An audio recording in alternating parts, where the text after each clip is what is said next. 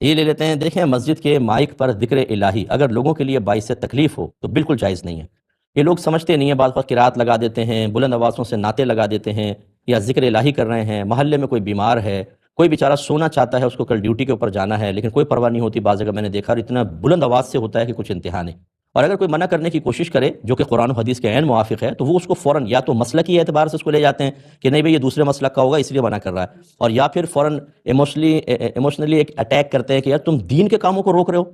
بھائی یہ دین کا کام اس اعتبار سے تو ہو سکتا تھا کہ ذکر الہی اگر آپ نارمل آواز میں کرتے، دوسروں کے لیے باعث تکلیف نہ تھا، تو ضرور ایک اچھی چیز ہے، لیکن جب یہ باعث تکلیف بنے گا تو پھر یہ ممنوع ہوگا۔ نبی کریم صلی اللہ علیہ وسلم ایک رات کاشان اقدس سے تشریف لائے، باہر آئے تو مسجد میں حضرت عمر فاروق رضی اللہ تعالیٰ عنہ کو سنا، پہلے صدیق اکبر کو سنا، بہت ہی آہستہ آہستہ قرات کر رہے تھے نماز میں، پھر آگے گئے سرکار تو حضرت عمر فاروق رضی اللہ تعالیٰ عنہ بلند آواز سے قرات کر رہے تھے۔ صبح آپ نے دونوں کو بلوایا اور صدیق اکبر سے آہستہ پڑھنے کی وجہ پوچھی تو عرض کیا رسول اللہ میں جس کے لیے پڑھ رہا تھا، یعنی اللہ کے لیے، وہ آہستہ بھی سنتا ہے بلند بھی سنتا ہے، اس لیے میں پست آواز میں پڑھ رہا تھا۔ سرکار نے عمر فاروق رضی اللہ تعالیٰ عنہ سے فرمایا کہ آپ بلند آواز سے کیوں پڑھ رہے تھے؟ عرض کی اس لیے کہ میں شیطان کو بھگا رہا تھا اور سوتوں کو جگا رہا تھا، یعنی تاکہ وہ بھی تہجد کے لیے جاگ جائیں۔ تو نبی کریم صلی اللہ علیہ وسلم نے حضرت ابو بکر صدیق رضی اللہ تعالیٰ عنہ سے فرمایا کہ آپ تھوڑی آواز کو بلند کریں، اور حضرت عمر فاروق سے فرمایا آپ آواز کو تھوڑا سا پست کریں۔ یعنی آپ کا ارادہ بہت اچھا ہے، لیکن ہر ایک تہجد ضروری ہے کوئی پڑھے۔ اگر کوئی خاتون ہیں گھر میں، وہ حائضہ ہیں، ان کے اوپر تو نماز بھی فرض نہیں ہے، وہ بھی انہیں بھی جاگنا پڑے گا،